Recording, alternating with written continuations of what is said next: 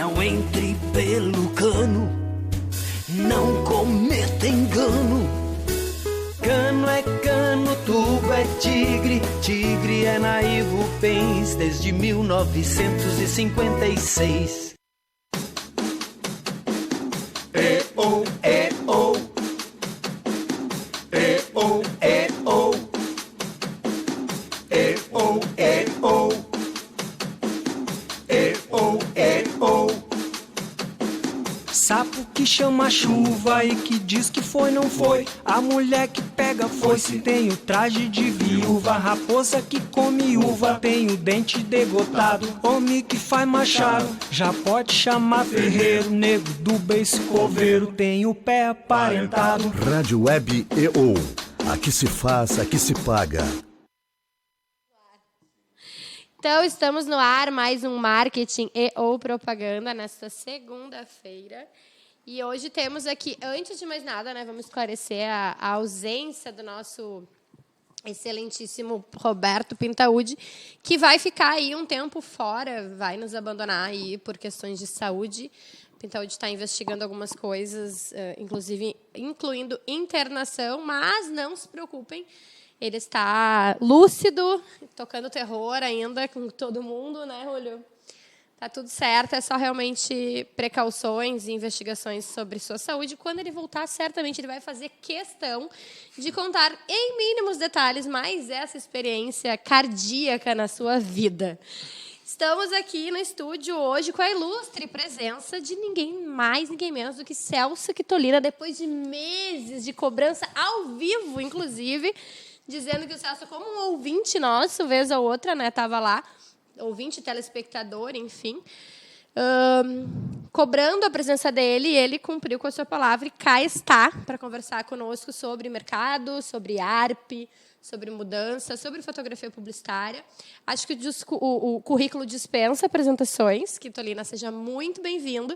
Tenho certeza que o Pintaúdi está se remoendo lá no Instituto de Cardiologia, porque queria muito estar aqui para esse nosso bate-papo. Mas o microfone é teu, seja muito bem-vindo. Obrigado pela oportunidade. E eu acho que nós temos bastante coisa para falar, né? Muitas mudanças no mercado, muitas coisas que aconteceram durante a minha carreira, e eu pretendo estar aqui dividindo com vocês essa minha experiência, tanto na ARP como fotógrafo publicitário, e falando um pouco das transformações que nós estamos passando nos dias de hoje. Sim. E para onde a gente pretende ir, porque para onde a gente vai a gente nunca sabe. A gente não sabe, né? Exatamente. Então começa contando para nossa. A gente tem algumas regras aqui no programa, Quitolina. E assim, a gente tem uma postura super informal, tá? Uhum. Então não poupe palavrões. Perfeito. Podemos falar todos menos cool, tá? Menos cool, tá bom. Pintaúdi já determinou que não pode. Outra coisa, a gente toca qualquer tipo de música, menos Roberto Carlos. Ele adora MPB, mas Roberto Carlos está proibido. E nenhum tipo de apologia ao número 17. Ótimo. Também ordens do Pintaúdi. Então, e não pode falar veja bem. Veja bem. Veja bem, porque na opinião do Pintaúdi, o veja bem é usado com veja bem, seu idiota. Quem sabe sou eu e tu não sabe nada, me escuta. Uhum. Eu já tentei dizer para ele que eu uso veja bem quando eu não sei o que responder. Geralmente é assim, né? Alguém me pergunta alguma coisa, é um espaço para tu pensares no que tu não está sabendo dizer. Só um tempinho para saber o que eu vou responder. Eu digo, veja bem. Então, vamos lá. Mas regras são regras e a gente segue nisso. De qualquer forma, tirando essas regrinhas bem tolas e inexplicáveis do Pintaúdi, o resto está liberado. Começa contando pra gente por que a publicidade, né? Como é que tu chegou nas lentes publicitárias, numa visão, literalmente uma visão diferente do mercado da criatividade, né? Através de uma lente. Exato. Bom, essa história começou, na verdade, quando eu me interessei por fotografia. Eu comecei a perceber que eu teria que buscar alguma alternativa fora do Brasil para que eu pudesse, de fato, ter aulas técnicas, aprender sobre fotografia, aprender sobre ótica, química, iluminação, todas essas questões, né? Porque até hoje nós não temos escola de fotografia no Brasil. A gente não tem uma escola formal de fotografia no Brasil que forma fotógrafos, pelo menos que eu conheça. Perfeito. Existem alguns cursos nas universidades, ministrados por universidades, que, na verdade, são pequenos insights sobre o que é a fotografia, né? Então, E algumas cadeiras na formação superior, né? na formação superior, das quais eu participei de algumas, inclusive. Legal. Né? Então, eu saí do Brasil, eu tive nos Estados Unidos, Isso em que ano que tu... 1981, 82. Eu não era nem nascido que tu ali fazendo especialização. E aí, no final da minha estada em Nova York, onde eu fiquei estudando durante 2 anos, eu voltei para casa. Eu morava no Queens e, subindo as escadas do local onde eu alugava, tinha um envelope da MPM Propaganda. Eu, na verdade, Lá em Nova York? Lá em Nova York. Que legal. Eu, na verdade, nunca tinha feito nenhum contato com eles, né? Mas estranhei aquilo, porque eu já conhecia, não profundamente, mas sabia do que se tratava e tal. Eu subi no quarto, abri o envelope e tal, e me surpreendi com o convite do seu Antônio Mafuz, me dizendo que, quando eu chegasse no Brasil, que eu fosse até a MPM, que ele gostaria de conversar comigo. Que legal. E aquilo, para mim, foi muito impactante, assim, ao ponto de, quando eu realmente cheguei no Brasil, a primeira coisa que eu fiz foi ir direto para a MPM. Eu não fui nem na minha casa. Meu Deus. Mala, literalmente de mala e porque cuia. realmente foi impactante, porque aí, claro, aí eu pesquisei, eu fui atrás, eu sabia da grandiosidade da agência. E do próprio Seu Mafuz, né? Do próprio Seu Mafuz, né? Aprendi, na verdade, porque até então não sabia. Inclusive, o Pintaúde, para quem não lembra, ele tem uma característica muito peculiar, que é se auto-intitular algumas coisas. Certo. Entre elas, ele é um dos 3 melhores publicitários da história da propaganda gaúcha. Isso, e como ele se diz um homem muito generoso, ele se coloca em terceiro lugar. Né? Porque, em primeiro lugar, vem o Seu Mafuz, em segundo lugar, o Paulo Tiaraju, e ele em terceiro, porque ele é muito generoso. Exato. Mas ele volta e meia, ele enaltece. Eu não conheci, enfim, não vivi essa época. Mas o nome de Seu Mafuz está escrito em bronze, né? Dispensa explicações, mas o Seu Mafuz, acima de tudo, eu acho que era um grande olheiro. Era uma pessoa que se preocupava com tudo, mas ele não deixava claro isso. Ele estava sempre olhando, mas... né? Mas tu descobriu como é que ele chegou no teu nome? Como é que ele chegou, né? Como é que esse envelope chegou para ti em Nova York? Na verdade, o meu pai foi, a vida inteira, funcionário do Banco do Estado do Rio Grande do Sul. Na época que eu estava em Nova York, meu pai era diretor do Banrisul, e numa das... A agência atendia a conta em numa das... Perfeito. Digamos assim, dos eventos que a MPM de vez em quando fazia para apresentar campanhas ou para entregar campanhas, no caso, a apresentação de produto feito já, o meu pai deve ter comentado com ele.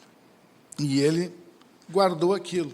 E aquilo, diz o meu pai, que ficou quase 1 ano sem voltar ao assunto. Né? Aí eu recebi essa carta e tal, e vi ali... não só a oportunidade de ingressar numa agência importante, mas o mais importante para mim era o convívio com... Nós tínhamos 400 funcionários na época. Meu Deus. E desses 400 funcionários, tinham pessoas realmente assim muito importantes para a propaganda e fora da propaganda, inclusive porque eram pessoas multimídia, que se movimentavam para todos os lados e que tinham, né, uma capacidade de fazer as coisas incríveis. Então, eu convivi com pessoas maravilhosas. Passado 1 ano, o Seu Mafuz me chama de novo. Dentre essas coisas que a gente fazia, ele sempre me pedia ajuda para relatar fatos dentro da MPM, reuniões importantes, pessoas que chegavam e tal. E eu achava muito interessante, porque eu aprendia muito com aquilo.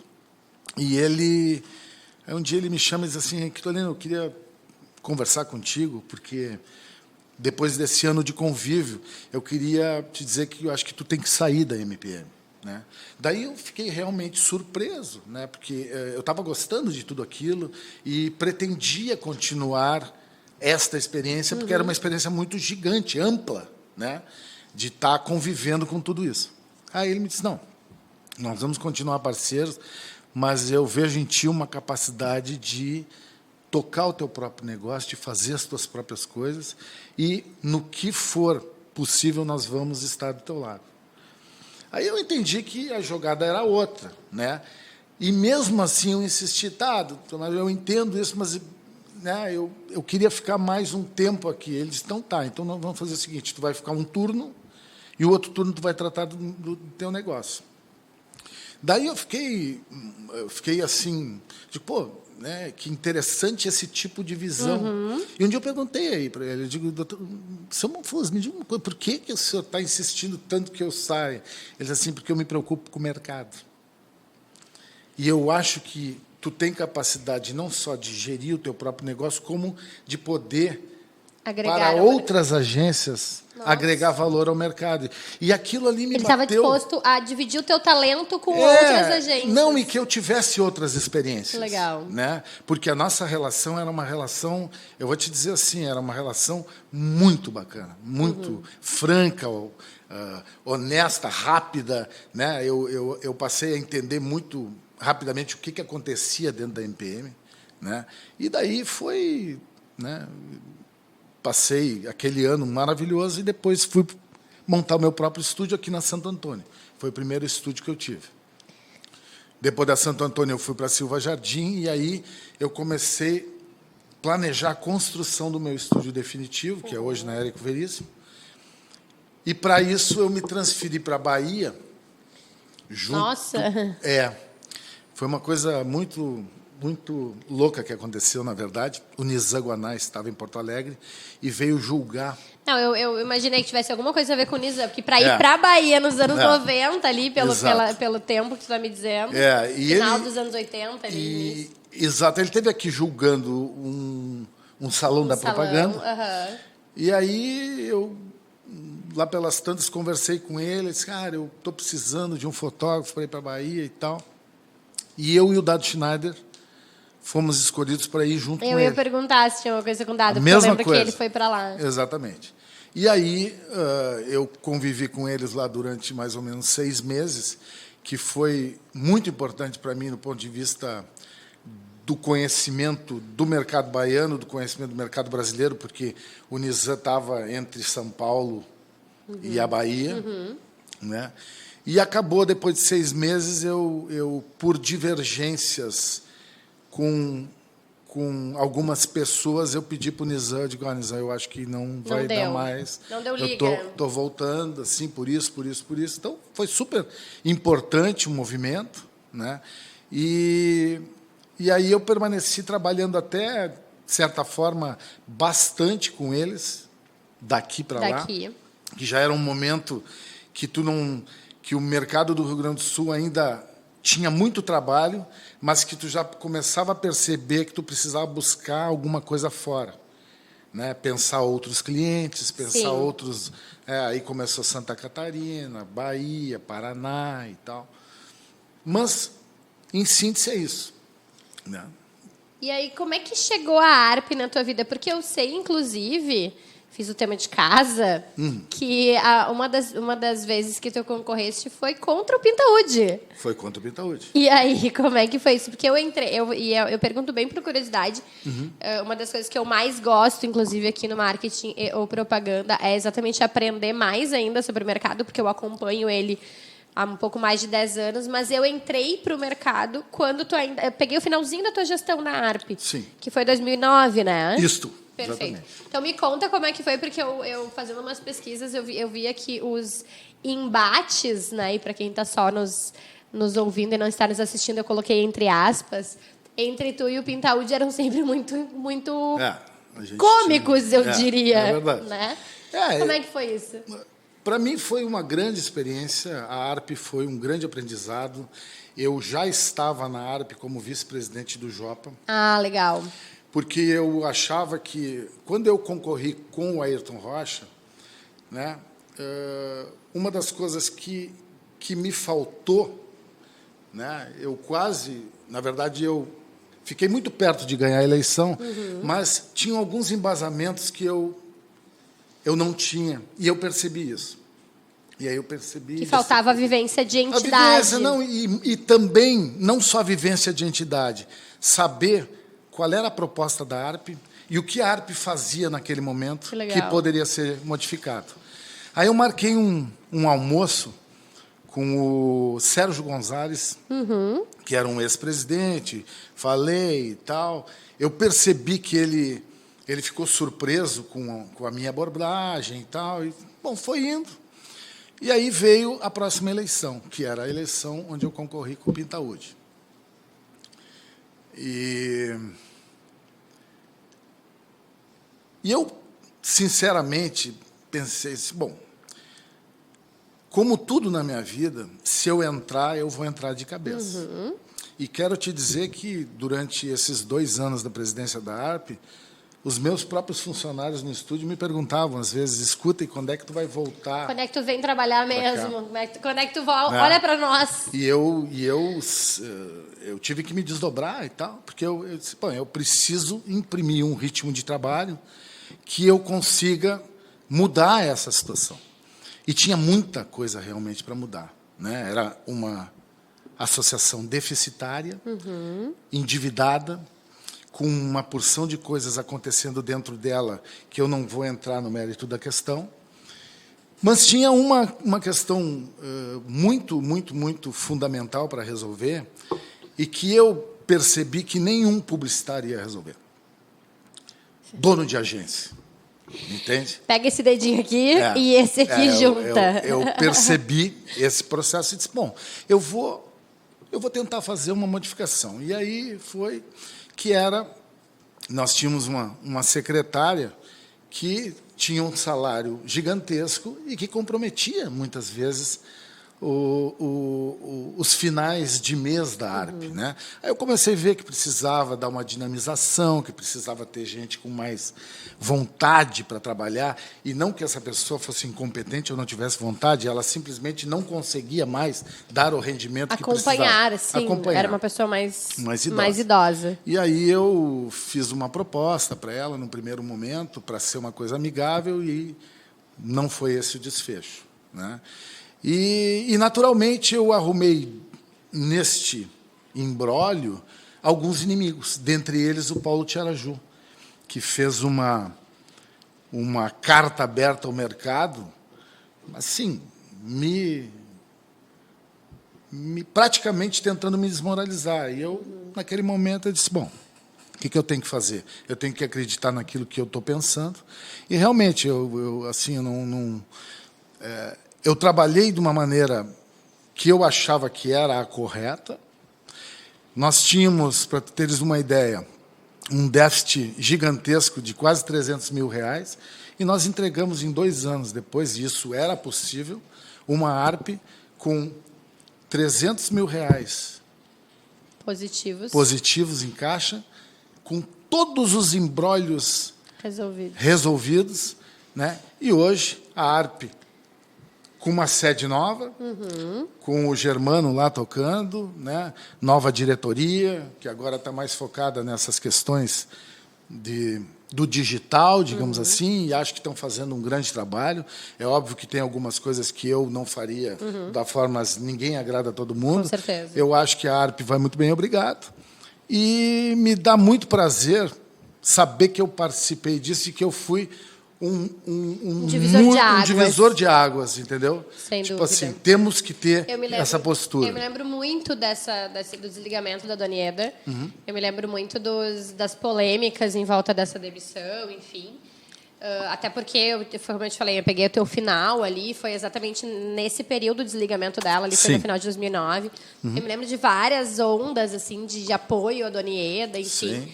E eu tive o prazer agora, não faz muito tempo, de escrever e reportar o perfil do Germano, que é um cara muito grato à tua pessoa, né? Ele fala com muito carinho de ti, enfim. E ele me contou um pouco dessa transição, assim.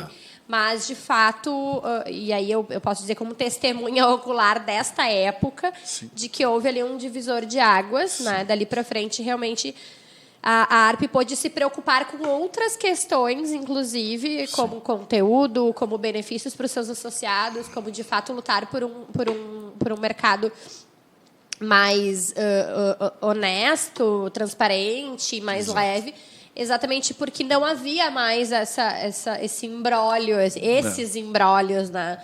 Porque eram dívidas com fornecedores, eram dívidas de impostos, Sim, era uma série de coisas. Uma série de né? coisas que precisava acessar para tu ganhares corpo e poderes te preocupar com outras coisas que seriam relevantes. É óbvio que, na minha gestão, inclusive, eu fiz uma gestão muito mais administrativa Do que né? publicitária. Mas eu sabia para que eu estava fazendo aquilo. Que legal. E depois eu participei da gestão do Fábio, onde a gente revolucionou. Eu queria chegar nisso, assim, tu voltasse depois para a ARP, essa gestão eu também acompanhei como repórter, que foi na primeira gestão e na segunda também, né? Eu só não participei da gestão do Daniel, porque eu precisava dar voltar para a empresa. Voltar para a empresa, fazer... Eu precisava olhar na cara dos meus funcionários de novo. E depois eu fui secretário do Fábio, sei lá, nem sei qual era o título, mas era o último da cadeia da diretoria. 4 ali. E nos 2 últimos anos o Fábio me chamou de volta para a vice-presidência e a gente fez coisas bastante importantes em termos de conteúdo, em termos de associação de ideias, coisas que a gente resolveu para associados, coisas que a gente proporcionou em termos de palestra, em termos de salão Semana da Propaganda. Semana da Propaganda teve mudança. Né? A gente fez voltar o que tinha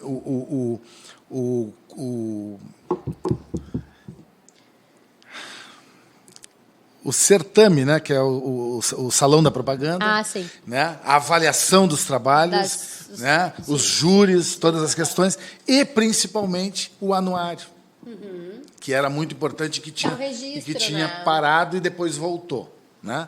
Aí hoje não existe mais anuário, mas eu acredito que realmente não faz mais sentido.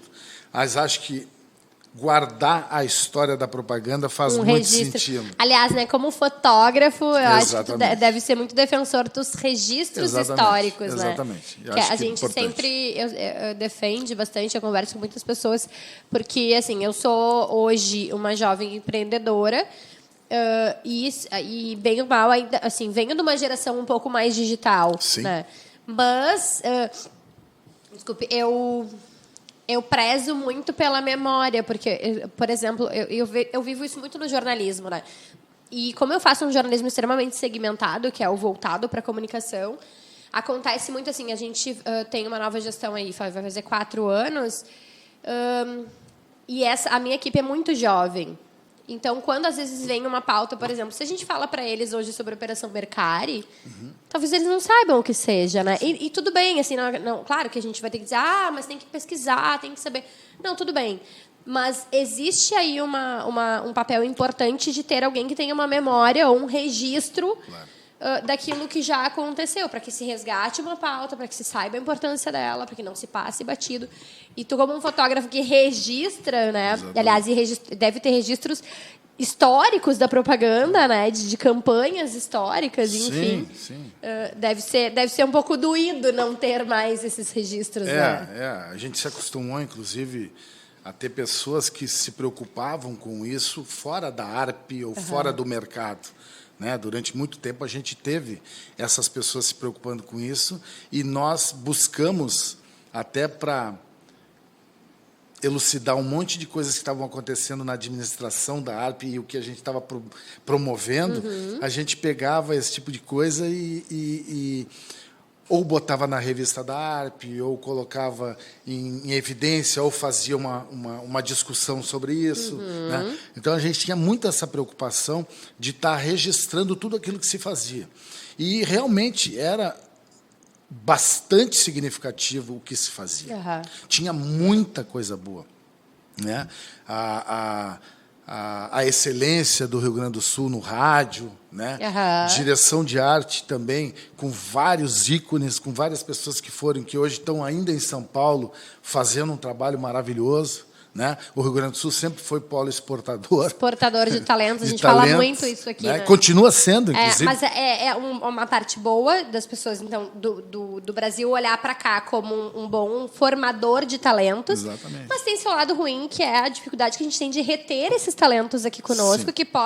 que poderiam estar fazendo muito pelo nosso mercado e vão alçar voos fora, porque lá é mais interessante, né? Por que não ficar aqui? Por que a gente tem essa dificuldade de reter esses talentos em prol do nosso mercado, do fortalecimento do mercado gaúcho?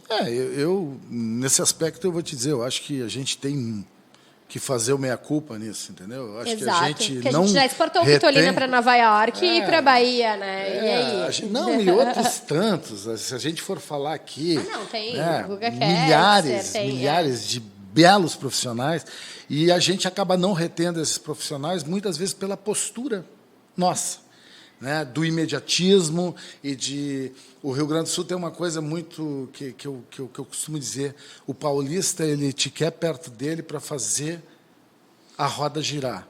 O gaúcho vai te perguntar por que a tua roda gira mais do que a minha, ou o que a tua roda tem a mais do que a minha, né? O que eu estou patrocinando que eu não estou ganhando. Né? Então, isso é uma visão, na minha opinião, extremamente retrógrada e que faz com que os nossos empresários, muitas vezes, deixem, né, de ganhar muito mais fazendo esse tipo de analogia, sabe? Que é, muito bem, nós estamos num negócio aqui. Não, tu tem que ter o teu tamanho dentro do negócio e receber aquilo que é o teu tamanho e acabou o assunto.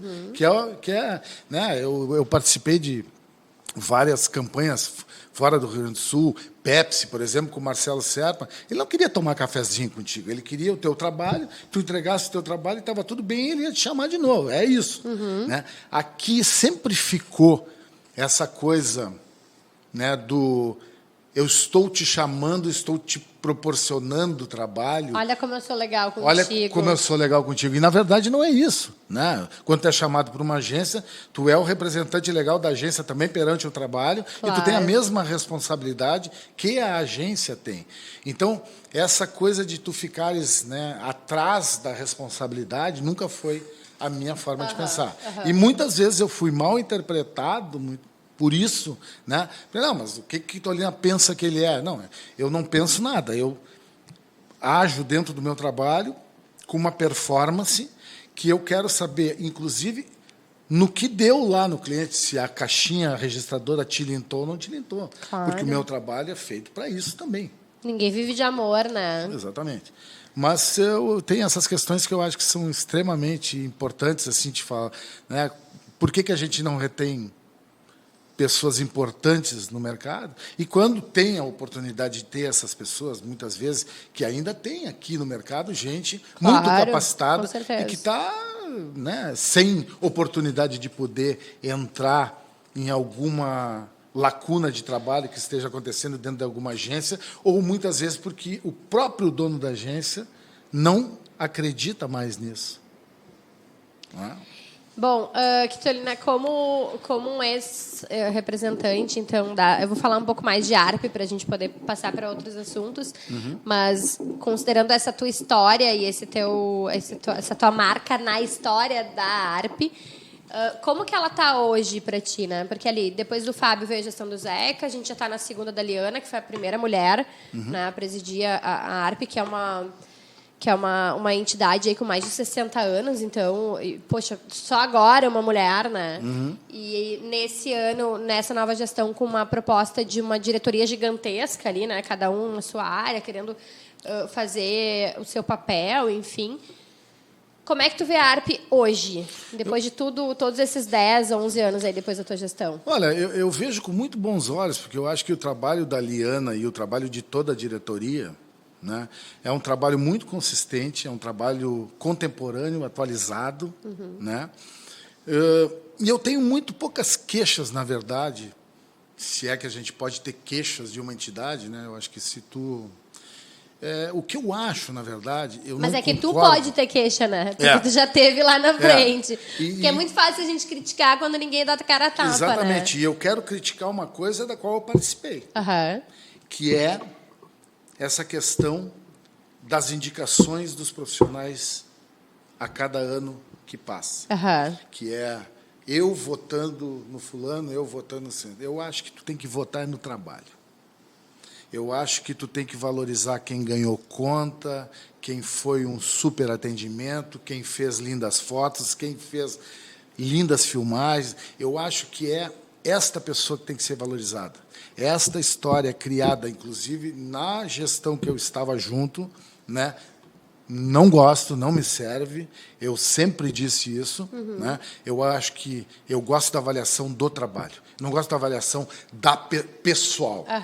Tu pode me achar da avaliação técnica. Tu pode me achar um chato, um irresponsável, um incompetente. Mas o você que não pode for. questionar meu trabalho, que é bom. Se eu tiver ele meu tiver, trabalho exato. avaliado, é o meu trabalho.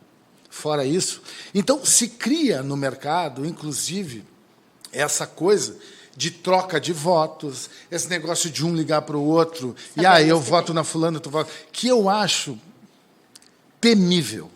Acho muito ruim. E acho perigoso, né? perigoso. Uma politicagem perigosa. Exatamente. Né? E que não revela, na verdade, quem são os melhores. quem são os melhores. Eu já vi, inclusive, gente que ganhou dizendo eu não merecia ganhar essa estrela. Eu já ouvi isso. Tu já ouviu isso também? Já ouvi. Vários já falaram isso.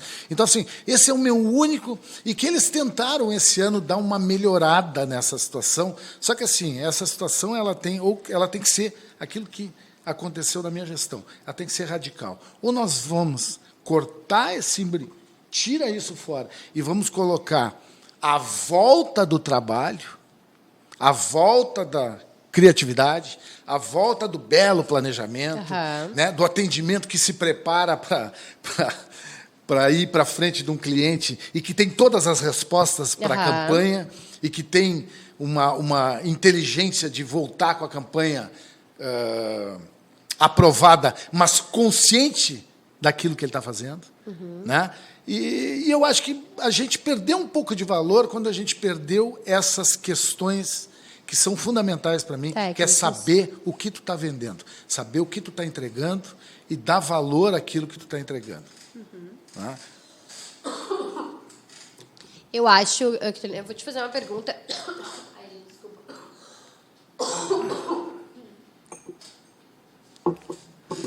Eu vou te fazer... Ai, obrigada. Eu vou te fazer uma pergunta que o Pintaúdi adora. Assim, desde a primeira vez que eu fiz essa pergunta, o Pintaúdi quer que eu sempre repita essa pergunta quando a gente entrevista pessoas da propaganda. E a gente sempre dá o mesmo exemplo, independente de ranço que tu venha a ter ou tenha tido com Paulo Tiaraju. Ele é nosso personagem para embasar essa pergunta, que é da época que a gente resgata a época da Gangue, que foi um anunciante extremamente emblemático na história da propaganda. E a gente teve uma situação em que o Paulo foi preso em função da propaganda quando a gangue levantou a bandeira antidrogas e veiculou na Zero Hora um anúncio sobre esse tema. E aí o Paulo Tiaraju foi preso, era época de ditadura, o seu Sirotsky foi lá dizer que ele também tinha que ser preso porque ele veiculou, enfim. Aí, e aí eu faço um paralelo com a tua gestão da ARP, quando tu tomasse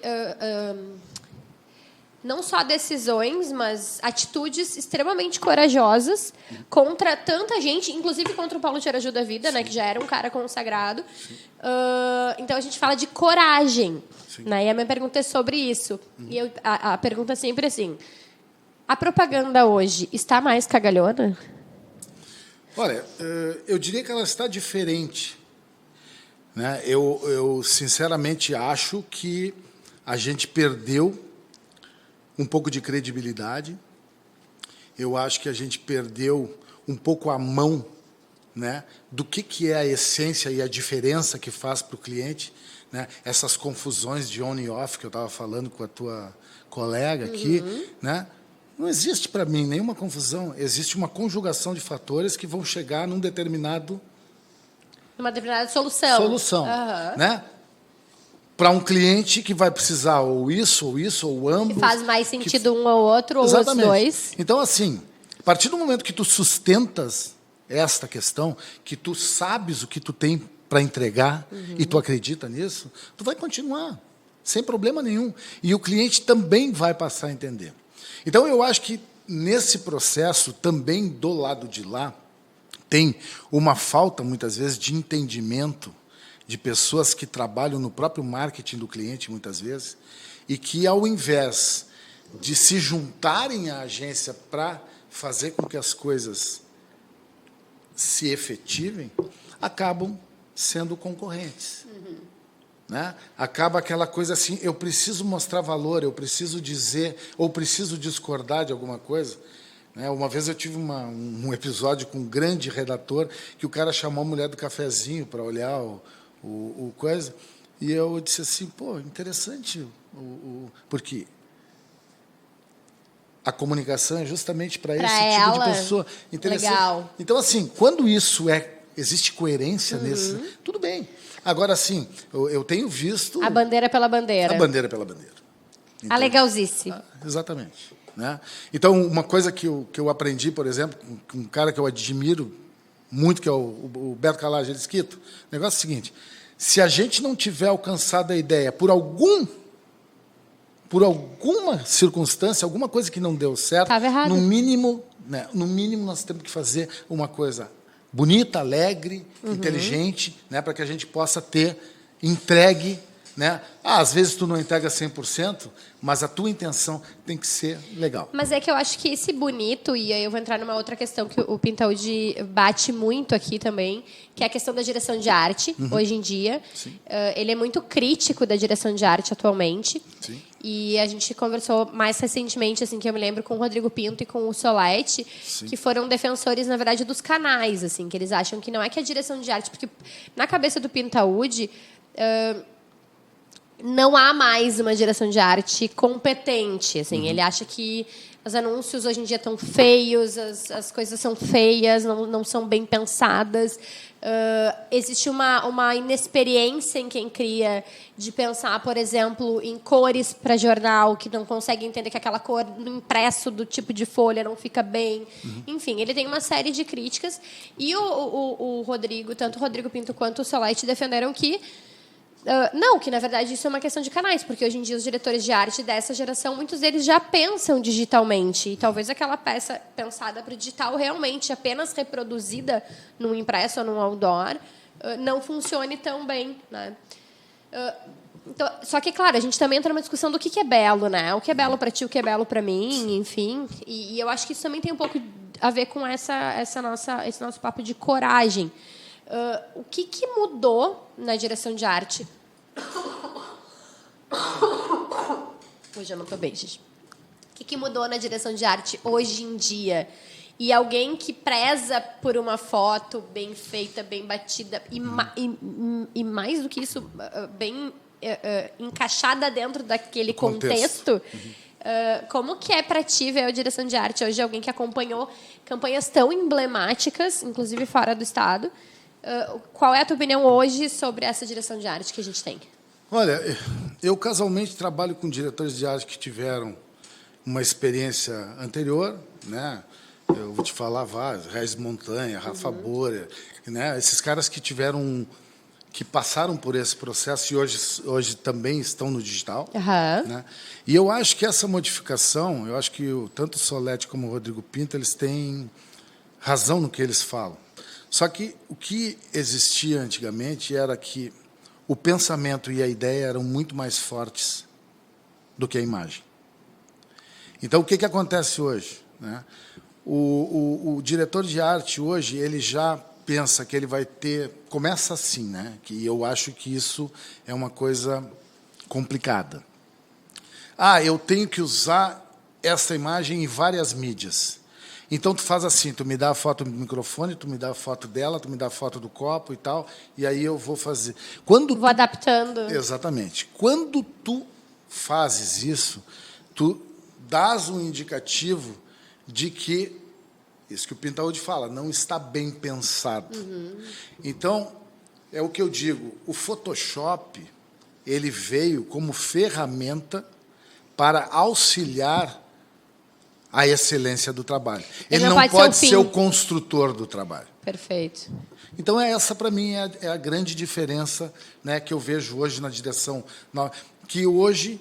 São muitas ferramentas São hoje, muitas né? ferramentas e a gurizada já pensa mais no produto final, no sistema, Aham. e não Na sua concepção. concepção. Legal. Né? Essa que, para mim, é a diferença fundamental. E eu acho que tu pode ter os dois. Eu não sou contra um nem contra o outro. Eu acho Aham. que aquilo que é Não dá para criado... demonizar as ferramentas, Não. né, Kitolina? Não, e aquilo que é criado, por exemplo, para ser um trabalho com uma cara mais de montagem, de Photoshop, de coisa, é perfeito. Agora, tu fazeres da fotografia, né? Usar o Photoshop para fazer a fotografia, né? A fotografia tem que vir praticamente pronta. E aí tu agrega. Né? O Photoshop realmente veio para melhorar muito a tua vida. Né? Mas eu acho que a diferença é essa. É que a criatividade, antes, ela tinha que ter um pensamento muito maior e muito mais... Hoje a gente vai adaptando coisas, tanto que tu vê, dentro de uma campanha, às vezes tu tem 4, 5 fotos que são a mesma foto. Aham. Aliás, isso é o mais comum, né, a ser visto, assim. Eu acho que uma coisa que a gente fala muito é porque eu acho que há uma composição.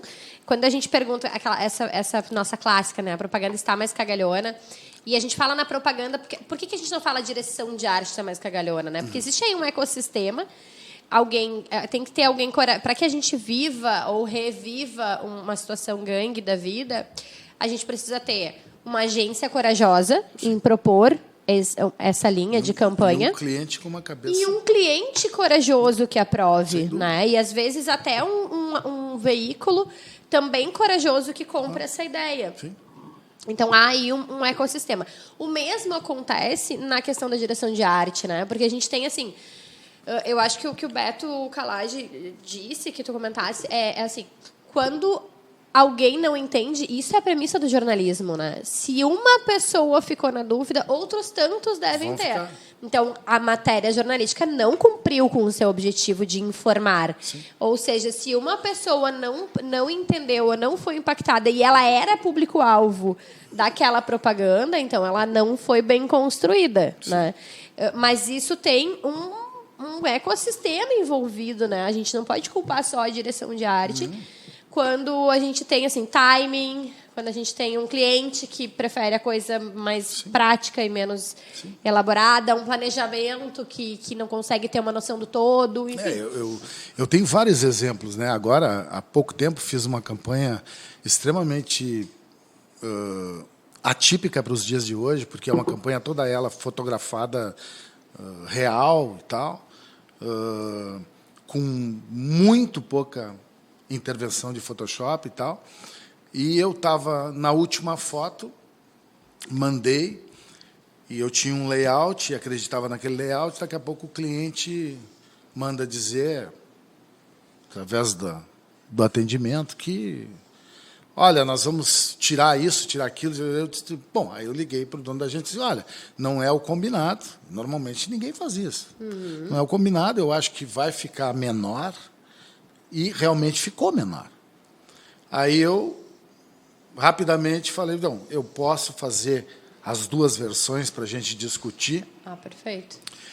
E eu percebi, pela minha experiência de 37 anos de propaganda, que a coisa não foi adiante, que parou ali.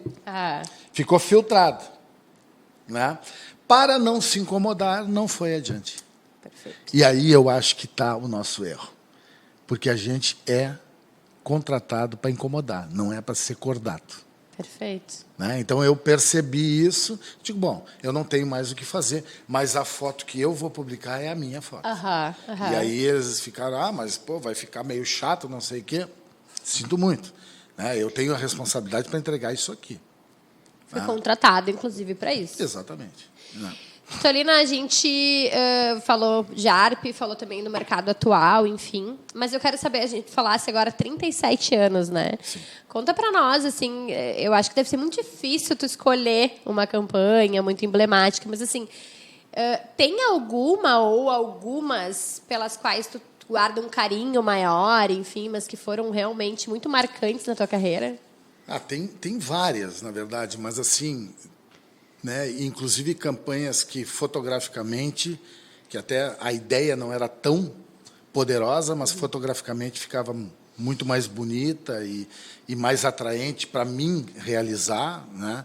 Outras com ideias maravilhosas e mais simples de realização. Mas, assim, clientes como Azaleia, Olímpicos, Universitário, por exemplo. Universitário que você estava falando de gangue, para mim o Universitário é a gangue do... Sem dúvida. É o meio do... Né? A 10 Propaganda fez um trabalho maravilhoso. Perfeito. Né? A direção do Zé Pedro Goulart, primorosa. Então, ele defende muito, inclusive, a 10 nesse quesito de criatividade, assim, que ele acha que, na opinião dele, foi uma das últimas agências que primaram muito pela criatividade. Pela criatividade. De fato. Fizeram isso com né? Angeloni também, fizeram isso com Massey Ferguson. Né? E a 10 sempre teve uma característica que eu acho que era a característica do Washington Oliveto. Eu tenho 5 diretores, 5 fotógrafos, e eu vou concentrar o meu trabalho nisso, porque eu preciso de gente que entenda a minha filosofia. Eu não vou pulverizar um trabalho. Né? E a 10 sempre teve grandes parceiros. Né? Eu me incluo, né? Fui escolhido por eles muitas vezes, me senti extremamente honrado, e era uma agência que tu tinha prazer, muitas vezes, em fazer o trabalho, porque a aura do trabalho era maravilhosa. A Nova Forma, né? Eu tinha minhas discussões homéricas com o Pintaúde, mas tinha... Eu diria que tu é parte de um grupo bem grande no mercado. Bem grande. Que tinha discussões com o Pintaúde. E também, mas assim, a Jaqueline Lemos, a Tetê Pacheco, Marcelo Pires, né? Esses caras eram pessoas pulsava que criatividade, a criatividade. Né? Porém, aí entra a tua questão. Pulsava a criatividade por quê? Porque tinha um outro, que era o Pintaúde, que deixava pulsar. Porque em algumas agências ela não pulsava da mesma maneira. Não, e tu não deve ter tido agências com as quais tu não trabalhasse, né? Não. Difícil. Todas, né? Difícil. Às vezes até acontecia de agências muito pequenas, os caras ficarem... e isso é uma coisa que eu sempre digo. O Quitolina já tem um nome que as pessoas... comparo o Quitolina mais ou menos como uma mocita, assim, né? Não dá para contratar mítago porque é muito caro. O patamar do Quitolina não é para mim. Mas às vezes isso não é uma irrealidade. Por quê? Porque isso é o pensamento do business e do dinheiro. Claro. Mas tu te interessa. Eu me interesso por campanhas criativas que eu possa fazer com o meu trabalho seja valorizado e que eu, com isso, faça propaganda para alcançar um outro cliente. Claro, entendeu? claro. Então, eu tenho essa visão. Extremamente estratégica, óbvio, né? Eu já fiz propaganda direto para entidades educacionais, para asilos e tal, que tinha uma ideia maravilhosa. Eu não estou preocupado com o dinheiro, estou preocupado em fazer um trabalho... Claro. Fora que também tem a questão do propósito de vida, né, das pessoas. Às vezes a gente pega trabalhos que pouco importa o dinheiro realmente, mas é que a causa realmente foi comprada. É ótimo, né? Poder participar dessa. E é uma coisa que eu fiz muito. Teve trabalhos que você não gostou de fazer? Teve vários trabalhos que eu não gostei de fazer. Principalmente, e isso é uma coisa muito interessante, assim, eu tenho uma premissa. Eu já sei quando me chamam se o trabalho vai ser bom ou vai ser ruim. Na reunião, tu já sabe o que vai acontecer. Né? Porque muitas vezes, chegar no termômetro de tesão que vai ter pelo trabalho? Não só um termômetro de tesão, mas um termômetro que muitas vezes tu está recebendo um trabalho que não queriam que fosse para ti. Entendi. E que, por alguma circunstância, alguém disse, não, é esse cara que vai fazer por isso. Então, tem... Já dá para sentir. Nuances que tu sente, entendeu? E isso faz diferença no resultado, eu acho, né? Suponho que... Na hora do briefing, tu vê o quanto de informação tu recebe e qual é a preocupação do que vai acontecer no produto final. Sim. Isso é notório. Na reunião, tu já nota. Já sabe o que vai acontecer. Né? E realmente, assim, dificilmente esse feeling... Passa batido ou dá errado. Mas isso tem a ver com 37 anos de carreira, né? Tem a ver com experiência. Não dá para exigir também. Bom, a gente está, infelizmente, chegando ao fim. Eu quero primeiro exaltar aqui, né? Eu não posso quase aos 45 do segundo, né, Julio? Que Marketing e ou propaganda é um oferecimento de Ivopens, o maior distribuidor de tubos Tigre desde 1956. Eu não vou lembrar o Julio. Tu lembra o endereço? Bom, eu sei que fica na Presidente Roosevelt, eu acho que é 846, talvez seja 849. Mas você hoje em dia, né? Bota ali. Ivopens, na Presidente Roosevelt, Google, ele vai te dizer onde fica. 849, aqui o Julio está me confirmando. Com estacionamento próprio, com apenas trabalhos em produtos à pronta entrega. Que hoje é difícil. Que hoje é difícil, né? A gente sempre comenta aqui que o fornecedor que promete uma data de entrega quando ele trabalha com consignado é blefe, porque não dá para contar com as coisas, as intercorrências aí no meio dessa entrega. Então, o seu Ivopens lá tem o seu estoque à pronta entrega. Então, ele só vende aquilo que ele realmente pode entregar. E é o nosso parceiro desde o início, aí 1 ano já, acreditando no nosso propósito aqui, no nosso conteúdo. Quitolina, foi um prazer incrível. Muito obrigada pela aula de propaganda. O microfone é teu para as nossas considerações finais. Ok. Aliás, vamos fazer considerações finais com uma última pergunta. Para onde está indo a propaganda? Para onde está indo a propaganda? A gente falava isso no início. A gente não sabe bem para onde a gente vai, né? Mas vamos lá. Eu espero que ela esteja indo para um caminho de valorização, de conscientização, de volta, de retomada, né? Porque eu acho que a gente é a mola propulsora da economia. Eu acredito muito nisso, né? Eu acho que a gente já foi mais, agora teve um período complicado e perdeu o protagonismo, mas eu acredito muito, né, nessa nova geração e nessas novas formas de negócio que vão estar dando um leque bem maior para oportunizar trabalhos, trazer gente nova para trabalhar, discussões, né? Eu acho que a ARP, nesse aspecto, está fazendo um papel muito importante, né? E eu acho que, se a gente entender, né, que a gente pode fazer melhor do que está fazendo, já é uma grande coisa. Mas eu acredito muito na retomada, assim, né, e na confiança, conseguir a confiança dos clientes novamente.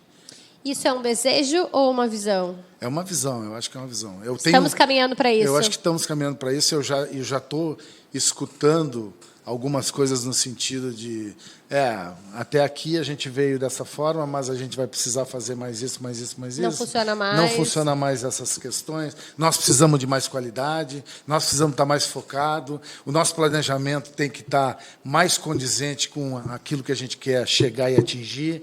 Então, eu já estou entendendo que as próprias reuniões estão mais importantes e menos rápidas, né? Então, isso é o que eu estou sentindo. Agora, claro, o que eu desejo é que realmente a gente possa voltar a fazer coisas relevantes. Não interessa como, entendeu? Mas, assim, eu queria que tu falasse só, por último, agora finalizando de verdade, a gente tem, aparentemente, eu não vou dizer uma bipolaridade, um bipartidarismo, não é isso. Mas eu vejo muito 2 posturas em especiais no mercado. Uma dizendo que o agora é que é importante, essa onda digital, as mudanças e como é que a gente vai fazer. E ainda tem aquela galera que no meu tempo era bom. No meu tempo é que era bom. No meu tempo que era bom. O Dado Schneider é um cara que defende muito que em algum momento a gente vai chegar num equilíbrio, né? Que ele brinca do bem na minha vez, né? Um dia esse ciclo já aconteceu e que agora a gente está se encaminhando para isso. Tu acredita que esse momento vai chegar, esse equilíbrio entre o novo é importante e o meu tempo era bom? Esse momento vai chegar? Eu acho que sim. Eu acho que até é arrogante dizer que, né, nós não podemos entrar numa onda separatista, aquilo que eu te falei, o on e o off, Perfeito. Essas questões todas, né? Nós temos que ter um equilíbrio, porque tudo é importante, desde que nós saibamos como aplicar isso para que tenha resultado perante o cliente. É isso. Perfeito. Né? E aí nós vamos ter bem mais tranquilidade para trabalhar. E resultado, né? Que é o que todo mundo no final do dia quer ter. Exatamente. Esse foi mais um Marketing e ou Propaganda. Hoje estivemos aqui no estúdio conosco o Celso Quitolina, que vai voltar, que agora já veio depois de meses sendo cobrado. Então a gente cobra mais uns meses aí para ele voltar em seguida.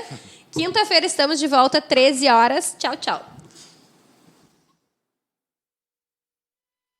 Não entre pelo cano, não cometa engano. Cano é cano, tubo é tigre, tigre é naivo, pens desde 1956.